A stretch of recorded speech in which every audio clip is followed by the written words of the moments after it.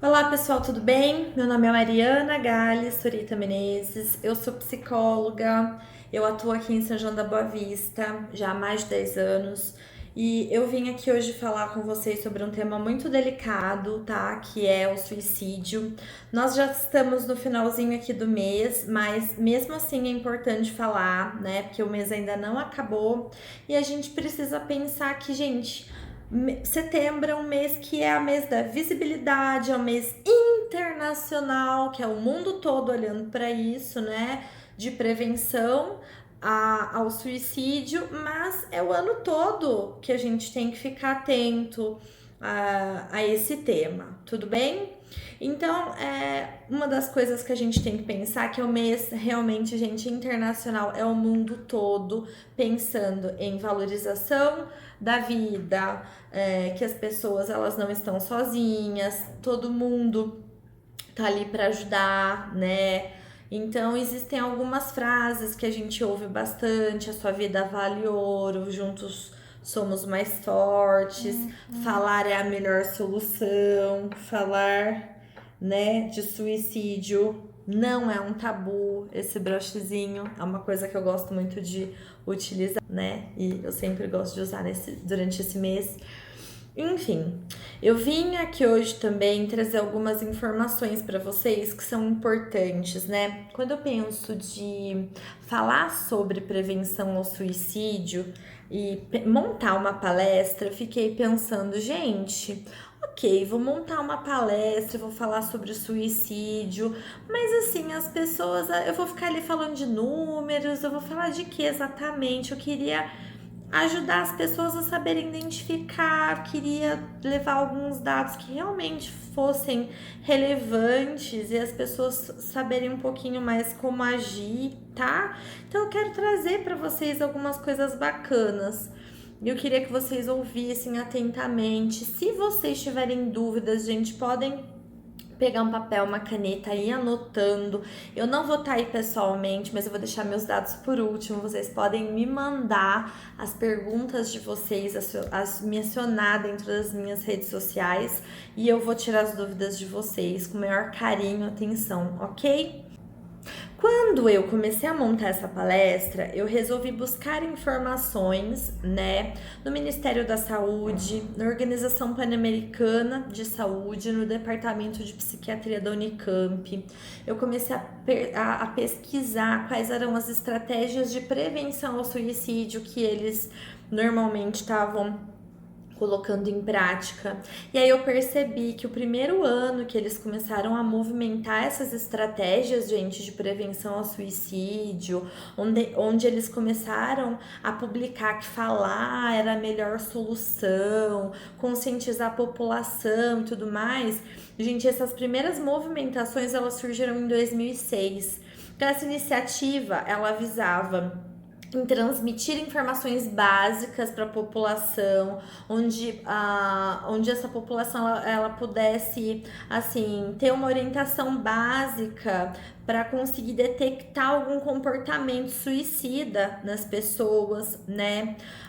Ajudar de repente nesse contato inicial com essa pessoa que pudesse estar em risco, né, de suicida, tentar reduzir as taxas de suicídio e de tentativas também, com essa detecção, né, inicial aí, e ter um impacto, tentar impactar menos, né, reduzir o impacto tanto nas tentativas dessa pessoa que tentava, quanto nas famílias, amigos, companheiros, né? Porque locais de trabalho, escolas e outras instituições, porque essas pessoas também ficavam sem informação, sem saber como reagir, como agir. Então essas eram as iniciativas aí que eles utilizavam. De acordo com a OMS, gente, o suicídio ele é a terceira causa de morte de jovens no Brasil. Gente, imagina de quantas coisas uma pessoa pode morrer. É a terceira causa de morte entre os jovens, entre 15 e 29 anos. Os jovens, eles têm morrido. Nossa, pensa bem, quantas coisas uma pessoa pode morrer, de muitas coisas. Isso foi divulgado agora em 2020, tá? Isso saiu em 2020, tá? Um dado parecido em 2017 apontava como quarta causa, quer dizer, para 2020 subiu já para terceira. Então a gente já percebe aí. Existem alguns problemas psicológicos, algumas condições psicológicas que elas vão facilitar a pessoa ela chegar a cometer o suicídio, ok? Eu vou falar aqui brevemente sobre algumas, porque isso não é o foco. É só para vocês saberem aí, caso vocês conheçam alguma pessoa que tem alguma delas, às vezes vai facilitar na hora de vocês prestarem atenção. Caso alguma pessoa que vocês conheçam, ela tenha esquizofrenia, aproximadamente 10% dos indivíduos esquizofrênicos, eles vão possuir, eles podem chegar, né, a falecerem por suicídio, tá bom? 10%. Então, quais são os sintomas, né, de uma pessoa esquizofrênica? Elas têm delírios, alucinações, elas possuem um discurso desorganizado, comportamentos desorganizados também, muito intensos, imprevisíveis, sintomas negativos, dificuldades assim de se expressar, emoções muito intensas, diminuição assim de vontade de fazer as coisas, sei lá, de fazer alguma coisa, fazem coisas sem sentido, elas não têm prazer ou têm prazer excessivo, então é muito instável e de repente é muito intenso, ou de repente é zero, né? E elas têm, assim, uma perda de capacidade de trabalhar, de manter relações saudáveis, né, social, de trabalho, enfim. Esses são os esquizofrênicos. Agora eu vou falar da depressão. A depressão, ela comete cerca de 10 a 25% das mulheres, de 5 a 12% dos homens. É importante dizer, gente, que quanto mais precoce a pessoa procurar o tratamento para depressão, mais rápido vai ser a recuperação dela, mais altas são as chances dela melhorar também, né? Muitas pessoas têm um preconceito, né, de procurar rapidamente ajuda. Entre os gravemente, né, deprimidos, cerca de 15% acabam se suicidando. Esse é um dado importante, tá? E cerca de 2 a 3% das pessoas tratadas, normalmente, gente, elas respondem satisfatoriamente logo ao primeiro antidepressivo prescrito. Então, assim, não fica aí enrolando muito quando tiver com depressão. Vai buscar ajuda, orienta as pessoas que você conhece a fazer o mesmo também, porque olha, 15%, hein? Principais sintomas aí da depressão. Então, a pessoa que ela tá com depressão, normalmente ela vai sentir-se triste a maior parte do tempo, o dia todo, quase todos os dias. Ela pode perder o interesse nas atividades rotineiras que ela faz todo dia. Ela vai ter muita irritabilidade, o humor dela vai começar a ser inconstante, ela pode se sentir desesperançosa, ela vai ter uma queda na libido, ela vai perder peso ou ganhar peso, né? Pode ter esse problema com a balança, dormir demais ou dormir de menos. Ela vai sentir muito cansaço, vai se sentir fraca o tempo todo ali, muito, né? vai se sentir inútil, culpada, um peso para as pessoas, vai sentir muita ansiedade, dificuldade em se concentrar, em tomar decisões, dificuldade com a memória, guardar coisas, vai ter pensamentos frequentes também, morte, suicídio, tá bom? Então, gente, fica de olho quando a pessoa estiver muito deprimida, ok? Dependência de álcool ou uso nocivo. 11,2% da população brasileira é dependente de álcool. O uso nocivo e a dependência do álcool tem atingido populações cada vez mais jovens. A dependência do álcool, gente, ela está associada a vários transtornos psiquiátricos, sendo responsável por uma boa parte de internações psiquiátricas, inclusive. O álcool, ele aumenta a impulsividade e com isso vai aumentar o risco de suicídio. Então, gente, o adolescente ele já é muito impulsivo, já é muito intenso, dependendo de todos os sentimentos que ele tiver no momento em que ele estiver com o uso de drogas, juntando com a impulsividade que o uso do álcool já traz, isso pode trazer uma mistura ali bombástica, né? E aí causar esse resultado aí de suicídio, tá? Então é perigoso, tem que ficar atento. Transtorno de personalidade também. Existem 3 tipos de transtorno de personalidade. Geralmente, há riscos de comportamento suicida em pessoas com essas características de personalidade, né? O borderline, gente, ele normalmente tem relações pessoais instáveis, né? O borderline, ele tem atos autolesivos, repetitivos, ele tem um humor instável, ele é impulsivo, explosivo, ele tem sentimentos intensos de vazio, transtornos de identidade. Então a gente precisa muito ficar de olho nessa instabilidade intensa do borderline. Eu sempre brinco que tem um muro e que o border não tá nem na borda de cá nem na borda de lá, ele fica sempre dos dois lados, a gente nunca sabe que lado que ele vai estar, né? O narcisista, ele é aquela pessoa que ele quer reconhecimento como especial e único o tempo todo. Então, ele vai sempre se considerar superior, ele vai criar fantasias de grande sucesso pessoal, ele vai requerer admiração excessiva o tempo todo e ele é frequentemente arrogante.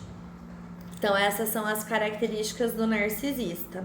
Então, se também não são correspondidas, ele pode entrar numa frustração também muito grande e acabar cometendo suicídio. E o antissocial, ele vai ser aquela pessoa fria, insensível, sem compaixão, ele é irresponsável, inconsequente, ele não sente culpa, ele não sente remorso, ele é agressivo, cruel, ele mente de forma recorrente, ele se aproveita dos outros. Então, essa é aquela pessoa que também, assim, ele não tá conectado com sentimento nenhum. Então, não tem nada a perder também. Bom, pessoal, existem algumas pessoas, eu vou dar 3 exemplos de pessoas que a gente precisa ficar atento para que elas não possam cometer suicídio. Porque são 3 características que chamam a atenção, né? Que a ambivalência é aquela pessoa que ela é muito intensa, é aquela pessoa que ela quer viver muito ou ela quer morrer. Ou ela tá lutando muito para ter as coisas, ela tá completamente desanimada e acabou de desistir. Isso é ambivalência, é uma coisa que a gente precisa ficar atento. Outra característica é a impulsividade. A gente precisa também ficar atento às pessoas muito impulsivas. É aquela pessoa que acontece uma coisinha no dia dela E ela já desencadeia aquela negatividade extrema que acaba com o resto do dia dela. E assim, nossa, e ela, sim, dependendo do que for, pode ser pode gerar uma impulsividade suficiente para que ela possa acabar com a vida dela. Então a gente precisa ficar atento também, de repente, nessa pessoa muito impulsiva. E a rigidez. A rigidez também é uma outra característica, né? Que dependendo da pessoa a gente também precisa ficar atenta, que é aquela pessoa que é tudo ou nada. Ou eu tenho tudo e tá tudo maravilhoso, ou também eu não quero mais nada da vida, porque também nada tá bom. Então essas três características são coisas que a gente tem que ficar muito atenta, ok? E existem outras características que eu vou falar para vocês agora, né, que a gente também precisa prestar atenção como sinais de que a pessoa ela pode estar de repente colocando a vida dela em risco, que a gente precisa começar a se atentar. Se a pessoa ela tem um comportamento muito retraído, ela tem dificuldade de se relacionar com a família, com amigos, ela tem pouca rede social, ela fica muito tempo no quarto. São pessoas que a gente precisa aumentar a nossa atenção. A gente precisa ficar de olho nessas doenças psiquiátricas que eu citei, de repente em alguma outra que eu não tenha citado. A gente precisa ficar de prestar atenção, como eu disse, no alcoolismo. Eu acrescentaria, sim, a drogadição, ok? Em que é uma forma de tentar o suicídio, né? Ter vários parceiros, várias relações, sem utilizar nenhum método para prevenir doenças sexualmente transmissíveis. É como se fosse uma roleta russa. Você tá brincando com a vida, né? É como se você tivesse mesmo brincando com essa questão da vida e da morte, né? Porque a qualquer momento você pode pegar uma DST, principalmente a AIDS, né? E contrair uma doença aí grave, tá? Ansiedade, pânico são também sintomas, tá? Mudanças na personalidade, irritabilidade, pessimismo, depressão, apatia, mudanças no hábitos alimentares, no sono, tá bom? Tentativas de suicídios anteriores, ou, por exemplo, de pessoas da família, tá bom? Pode ser, de repente, outra pessoa da família também, tá? Odiar-se, sentir-se culpa, né? Sentimento de culpa por alguma coisa, sentir que a vida não tem valor, né? Ou que a sua própria vida não tem valor, se sentir envergonhado também, né? Que mais? Automutilação. Gente, automutilação é uma coisa que ocorre muito na clínica. Quando a pessoa ela se corta, muitas pessoas elas não veem, porque hoje em dia eles se cobrem, eles andam normalmente até no calor com blusas para cobrir esses cortes. Eles têm ficado cada vez mais espertos em relação a isso e eles têm cortado lugares como axilas, virilhas, atrás da perna, aqui na barriga, debaixo aqui do peito, porque são lugares que dá para tampar facilmente, né?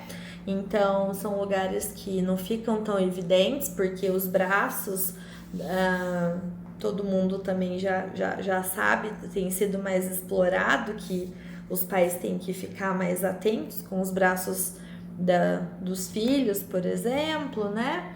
Então, mas o que acontece é que às vezes aquela pessoa ela sente tanta dor, é uma dor tão da alma que não sai aquela dor. Então, quando eles cortam, é como se a dor do corte liberasse a dor da alma, né? No entanto que, assim, muitos deles não querem os cortes mais profundos, porque quanto mais fundo o corte, menos dói.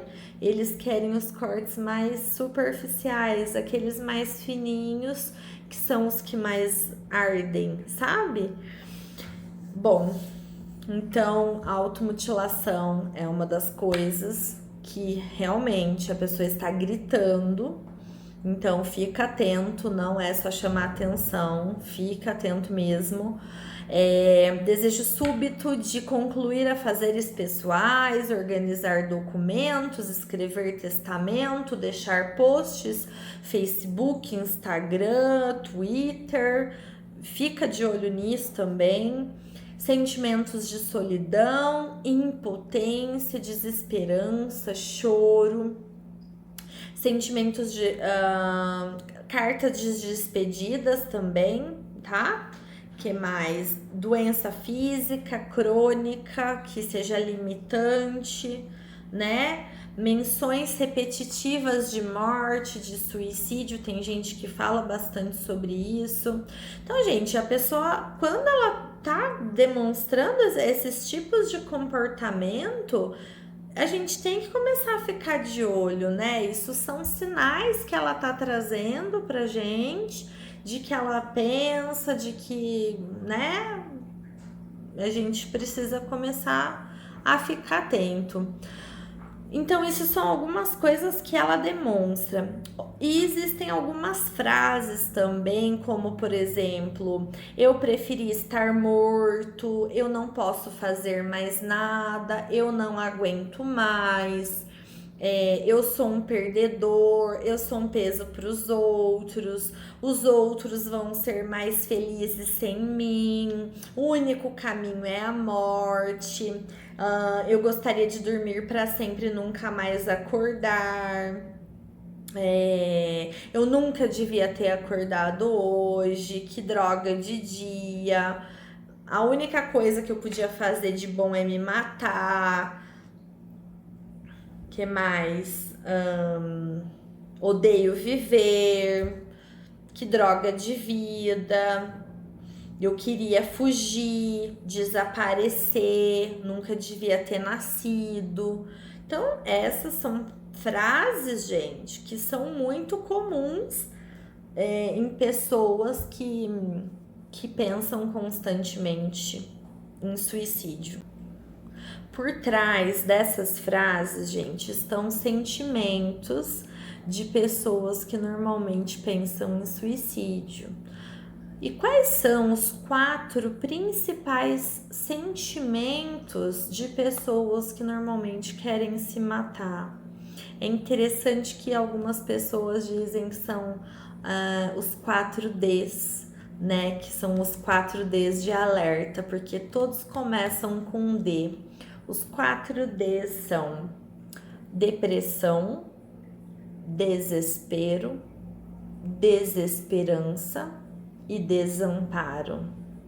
Esses são os 4 Ds de alerta que a gente precisa pensar, né?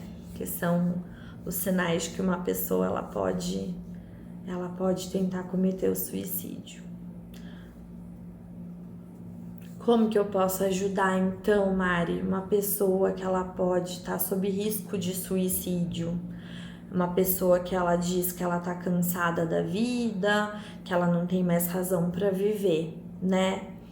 Então, gente, eu queria dizer que esse contato inicial que vocês fazem, ele é de extrema importância e que é importante vocês terem calma, vocês estarem abertos e que principalmente vocês terem uma aceitação e não julgarem, tá? Isso é fundamental.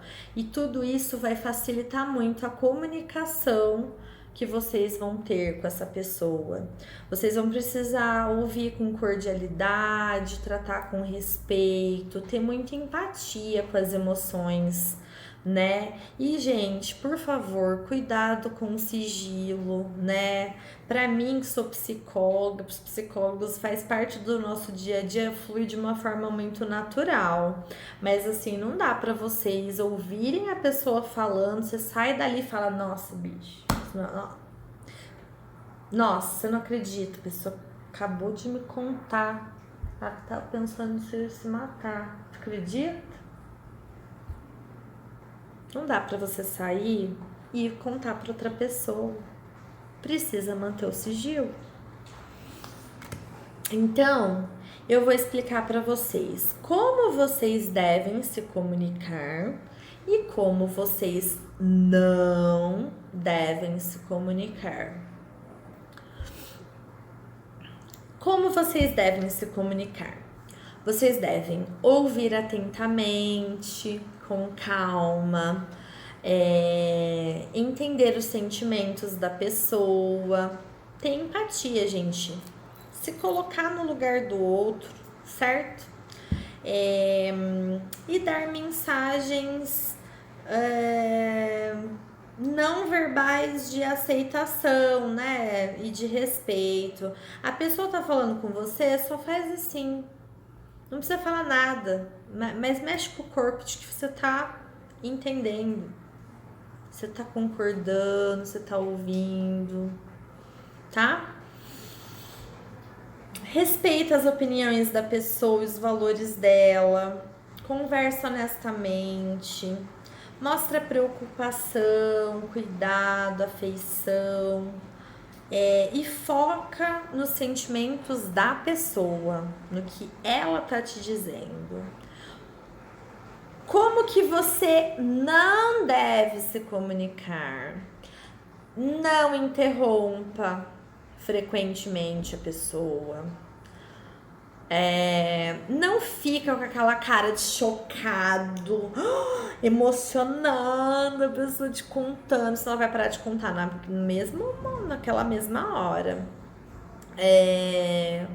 Não fica falando que você tá ocupado, fazendo outra coisa, que quer dizer que ela não é importante ou que ela tá dizendo. Não fica dizendo que o problema dela é normal. Ela não sente que é. Ela sente que ela sente que é algo que ela não sabe o que fazer com aquilo. Não trata a pessoa como se ela fosse inferior do que você, porque ela tá sofrendo e não sabe o que fazer. Não fica falando, vai ficar tudo bem. Vai ficar tudo bem. Poxa, ela não sente que vai ficar tudo bem. Não fica fazendo perguntas indiscretas. Você pensou em se matar? Que jeito que você pensou? O que você ia fazer? E tenta não ficar emitindo julgamento, gente, de certo e errado, né? Mas olha, Deus não ia querer que você fizesse isso. Gente, não é o momento, certo? Então essas são as melhores dicas que eu tenho para você de como você deve ou não se comunicar. Se você, presta atenção no que eu vou te falar agora. Se você pensa sobre qualquer uma dessas coisas que eu vou falar agora, eu acho melhor você nem tentar ajudar ninguém sobre suicídio. Eu acho melhor você ficar quietinho, que é melhor. Se você acha que se ele tá ameaçando suicídio é apenas para manipular alguém, se você acha que suicídio é um ato de covardia ou de coragem, se você acha que se a pessoa vai se matar, ela se mata mesmo, ela não avisa. Se você acha que se você estivesse no lugar dele, você se mataria. Se você acha que se a pessoa te pergunta sobre suicídio e você responder ou conversar sobre isso é porque a pessoa vai fazer, Então você não é a melhor pessoa para conversar sobre suicídio. Talvez você não deva conversar sobre isso. Talvez você deva indicar essa pessoa para conversar com uma outra pessoa. Ok? Não é sobre chamar atenção, é um pedido de socorro. E muitos não fazem por pensamentos como esses. Bom, Mari, você explicou um pouquinho sobre quais são as mentes dessas pessoas, você falou um pouquinho sobre algumas coisas que elas podem fazer e demonstrar, você disse sobre algumas frases que elas podem dizer, você falou como que a gente deve se comunicar e acolher. Tá bom, e depois o que eu faço? Depois você pode entrar com alguns recursos de comunidade, que é entrar em contato com a família, com o namorado, marido, companheiro, entrar em contato com os amigos e recorrer à ajuda dessas pessoas e dizer o que você sente, o que no sentido de pedir ajuda, não da fofoca, gente, tá? Lembra que é o sigilo, tá? Você de repente poderia entrar em contato com o pastor da igreja, ou o padre, você poderia orientar essa pessoa a entrar em contato com algum profissional da área da saúde, psicólogo, psiquiatra. Então não deixe de acionar a família dessa pessoa, as pessoas mais próximas e que ela mais confia, né? Olha para essa pessoa e procure dentro dos contatos dela, dentro das pessoas que ela mais tem contato, quem tá mais próximo, que seja de confiança para que você possa acionar. Tirando isso, existe, lógico, que o grupo de apoio, que é o Centro de Valorização da Vida, que é o CVV, que existem os canais online, né? O CVV, o número é 188, é gratuito, mas se você entrar pela internet, pelo CVV, você vai encontrar o chat, tem e-mail, tem endereço, tem tudo que você precisa, ok? Aqui a gente sabe que em São João da Boa Vista nós temos duas faculdades, tem agora a FAI, tem a FEOB, ambas têm os centros de atendimento dos alunos, os postinhos têm acesso, nós temos os CAPs, CRAS, CREAS, gente, tem psicólogos, tem plano de saúde, tem tantos lugares para que vocês possam, sabe, orientar também essas pessoas para ter uma ajuda psicológica, né? E é isso.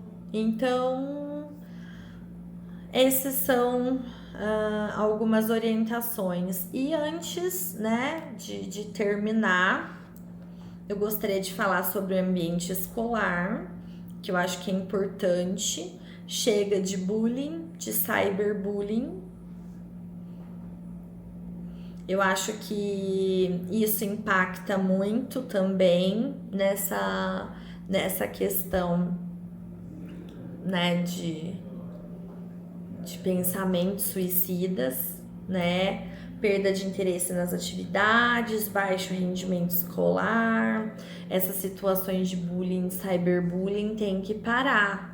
Redes sociais, gente, é um assunto que ela é um assunto muito delicado, né? Uma simples mensagem pode detonar a autoestima de uma pessoa, ela pode ser a última gota d'água para que essa pessoa ela possa cometer o suicídio. A gente sabe agora de uma última situação que teve aí na internet do filho de uma moça, né? Que ele fez um videozinho só brincando aí com um rapazinho, ele nem era gay, não que eu seja contra nada, eu sou especialista em LGBTQIA+, em diversidade de gênero, mas então, e aí? Aí o menino ele era, e aí? Ele não era e ele se matou por causa de que começaram a chamar ele, gente. Olha isso, olha que grau chegamos, olha como que uma simples mensagem, Olha que como que zoar a pessoa na internet, fazer um cyberbullying, pode fazer a pessoa ter uma reação, né, impulsiva e chegar e se matar, né? Complicado. E desrespeito, gente, em relação à sexualidade, racismo, classe social, poxa, vamos prestar atenção nisso. Isso é bem delicado, tá bom? Bom, pessoal, é isso. Eu quis trazer um pouquinho de várias informações para vocês terem um olhar um pouco abrangente sobre o tema. É um tema muito intenso, tem mais muitas coisas ainda para falar, para aprofundar, mas eu quis trazer de uma forma simples e dinâmica para que vocês soubessem como agir quando isso estivesse bem na frente de vocês.